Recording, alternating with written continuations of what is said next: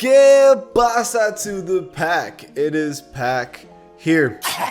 In today's video, you guys are buying NBA 2K24 and you want to know what build you need to make. Look, there are tons of videos out there. I want to do something very different from everyone else.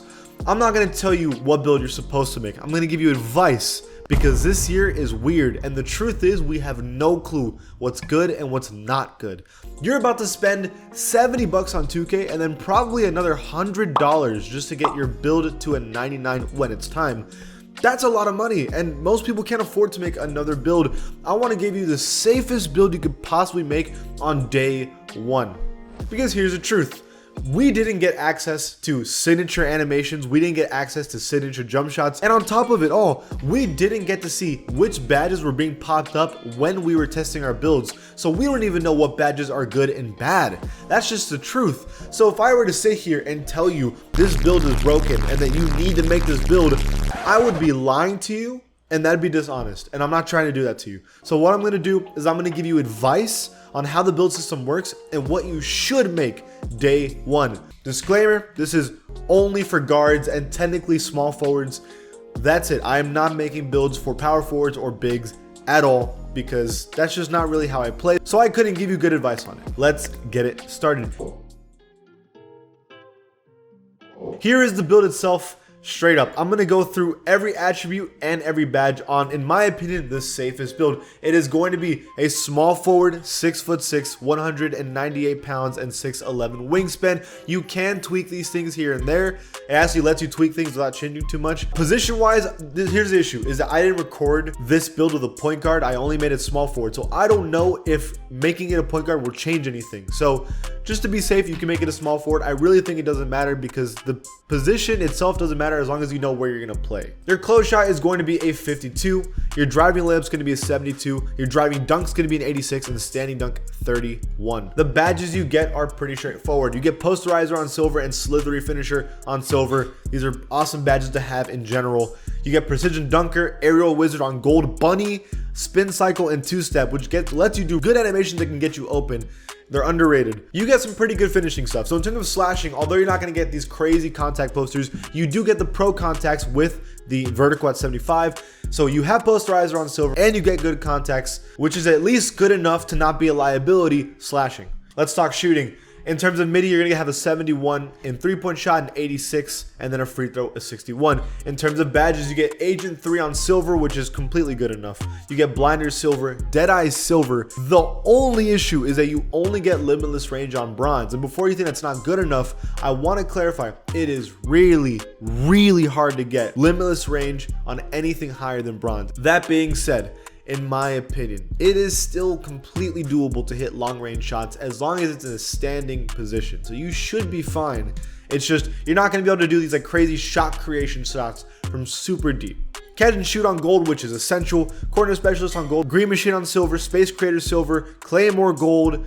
Pretty good badges overall to get what you need to get in terms of shooting. You can create your own shot, hit open shots. This is everything you need as long as you have a little bit of skill. Playmaking. This is going to be the highest upgraded attributes on this player. You're going to have 75 pass accuracy, which means you get to have the special passing animations. We don't know which ones are the best ones, so maybe you're going to need a higher, but as of today, because NBA 2K23 needed 75, I made sure to have 75 on 2K24. Ball handle, 92 overall, and then speed with ball, 83. So although you think the speed with ball might be a little bit slow, and it is, your ball handle's at 92 and you get speed booster on gold. Speed booster is probably going to be the best badge in the game. If you want to get open, you get speed boost. Killer combos on silver, blow by on gold, ankle breaker unpluckable, triple strike all on gold. The bad thing is that you get handles for days on bronze. And this is actually a pretty bad thing because I know a lot of guys like to ISO a lot and like just dribble. And look, I'll say this, if you're a player that's going to have the ball in their hand the entire possession every game, okay, I don't think this build is for you. But if you're a normal player, right, handles for days on bronze is perfectly fine. You're gonna be okay, I promise you. Now defense, this is probably the one that scares a lot of people off. I want to remind you, this build, you are a guard. You are not made to guard under the basket. People were saying that you have no interior D and no block. Well, I shouldn't. This build system really doesn't want you to be able to do everything, and that's the case. You're gonna have no interior defense. but you're gonna have 85 perimeter D, which means you get clamps on silver, 94 feet on silver, ankle braces on silver, challenger on silver, fast feet on silver, off-ball pest on gold, and even workhorse on bronze. You get everything you need, at least on silver. And then, even more importantly, you get 91 steel, you get glove on gold, interceptor on gold, and right stick ripper on gold. And by the way, these stack together. I really wanted Hall of Fame everything, because steals are always broken in 2K.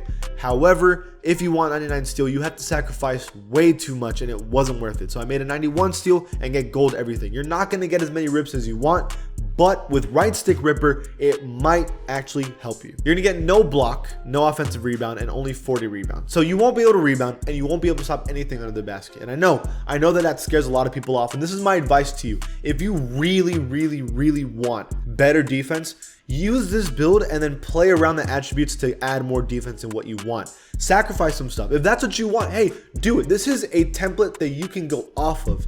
I just really like perimeter defense and steals, and I'd much rather have a perfect build perimeter wise than a build that can guard everything, because I know that I'm going to play with a big that's going to be able to guard in the paint for me, and I'm going to be good on that end. And then the physicals. These are basically the minimum for stuff, okay? I have 87 acceleration, which is what you need for speed booster and clamps. I'm going to have speed at 83, which is not great, but it's good enough. My strength is really low. My vertical is at 75, which is what I needed for posterizer, and stamina at 91. I could try to get it up to maybe 93 so that I can get handles for these on silver if I really wanted to, but I think 91 for me is perfectly fine. Now, before I move on, I just want to talk about strength. So I have it at 42. There are a lot of badges this year that are made for strength. Bulldozer, physical handles, immovable force. These are all badges that were made with strength to help you out. So there's builds that have bulldozer, like the LeBron James build, the Giannis build, where if you're driving down the court, you can shove a defender out of the way. And although that is a useful badge, I'm not buying into strength just yet. I want you to understand, I think strength can matter if you have a build made for it, but I'm going to tell you that I don't think it's a smart thing to have if you are a point guard. Because if you're playing rec, well, you're going to play zone. So I don't care if it shoves me out of the way. I'm going to have a center right under the basket. What are you going to do? You know, that's irrelevant to me. On the perimeter, I really don't care if you're stronger than me, because it's not going to change anything. If we get in a switch situation, look, if we're playing threes and we accidentally switch, I promise you, when you play with good teammates, they're going to make sure they cover for you and you can align perfectly. Obviously, if you play against a great team, they're going to find holes in your defense, and sure. But 99% of the time when you're playing, strength isn't going to affect you if you're good at the game. What is strength going to do against a fade away from the three-point line, right? That's what I'm going to be doing with a speed boost on gold and a fade. The guy's not going to be able to catch me, and I'm going to hit threes, and they're going to hit twos if they can score on my big. So I just don't think strength is as important as people making it seem, but it's early. So this build is the safest build I think you can make, and you can play around it to get the stuff that you want to get, okay? It's a build that can do almost everything and everything that you need as a guard. And that's pretty good in a year that they made the build system extremely strict. Now, I've given you the safe build. That's my opinion. Let me know what you guys are going to do in the comments below. And if you like this channel, please give it a sub. I'll see you guys next time.